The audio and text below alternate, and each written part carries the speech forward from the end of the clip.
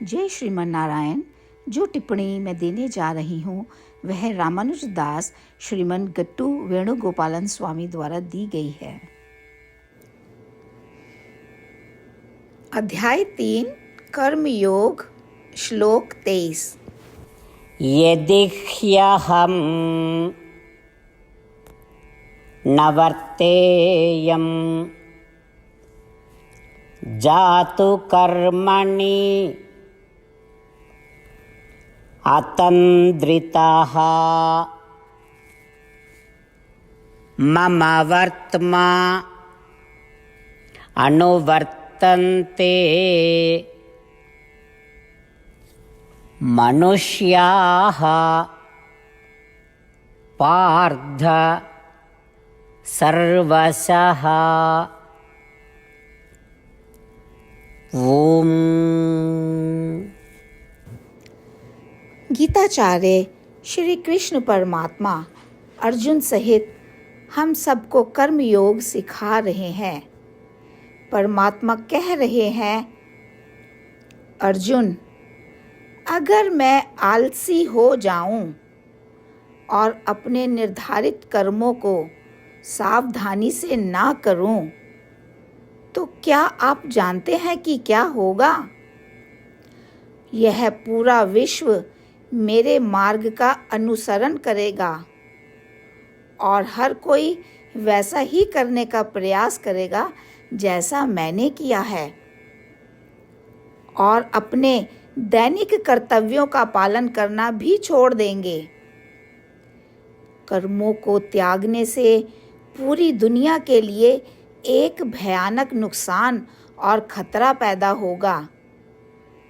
इस प्रकार भगवान न केवल उन लोगों को प्रोत्साहित कर रहे हैं जो समाज और परिवार में सर्वोत्तम स्थिति या स्तर रखते हैं, बल्कि उन बुजुर्गों को भी प्रोत्साहित कर रहे हैं जो सोचते हैं कि कुछ लोग उनका अनुसरण कर रहे हैं, कि उन्हें निश्चित रूप से अपने निर्धारित कर्मों का अभ्यास करना चाहिए ताकि वे निश्चित रूप से उनका नेतृत्व कर सकें और उन्हें सही रास्ते और सही मार्ग पर चलाने की मदद करें, और इस तरह अपने निर्धारित कर्तव्यों का पालन न करने के कारण दुनिया को होने वाले नुकसान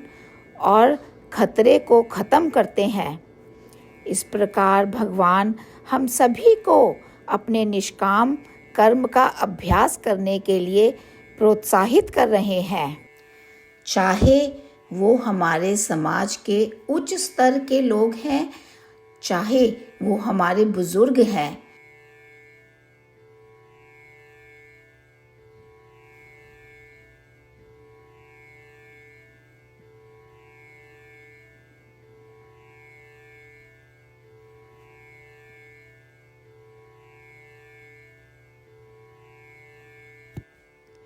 श्रीमद् भगवद गीता का संपूर्ण सार श्री कृष्ण परमात्मा द्वारा अध्याय 18 के श्लोक 65 से 70 में 8 कार्य करने के लिए दिया गया है।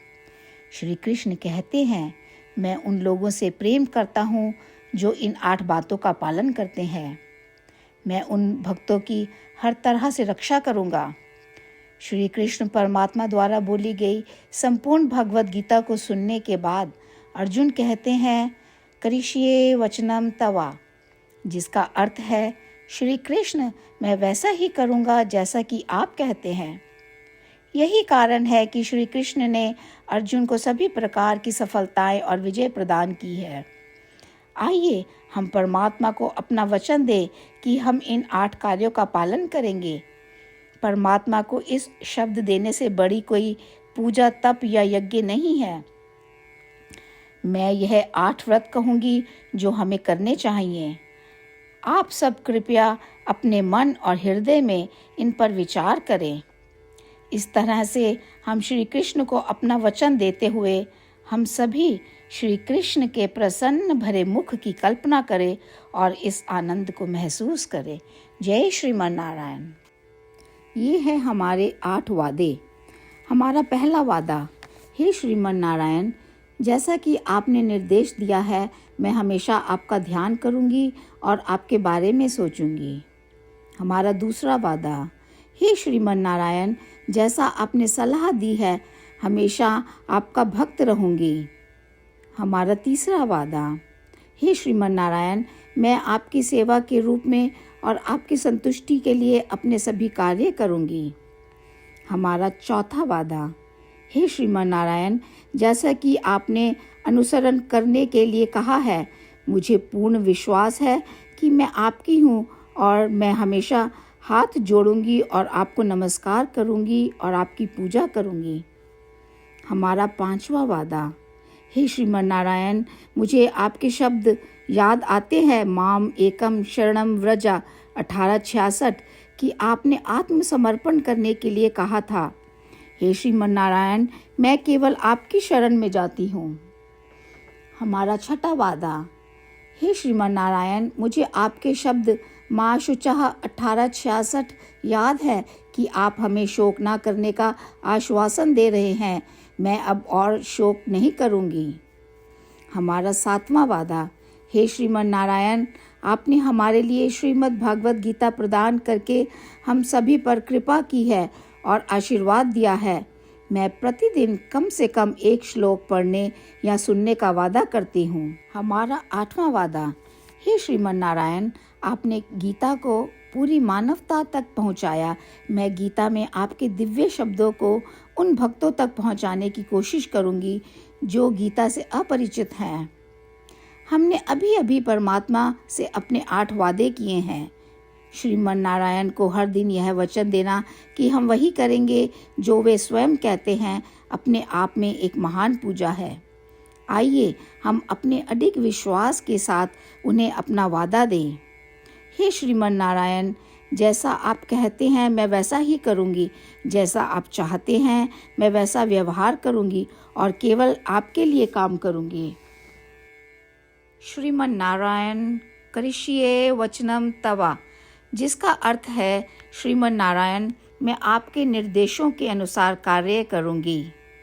सर्वम श्री कृष्णा अर्पणमस्तु। जय श्रीमन नारायण। यदि ह्यहं न वर्तेयं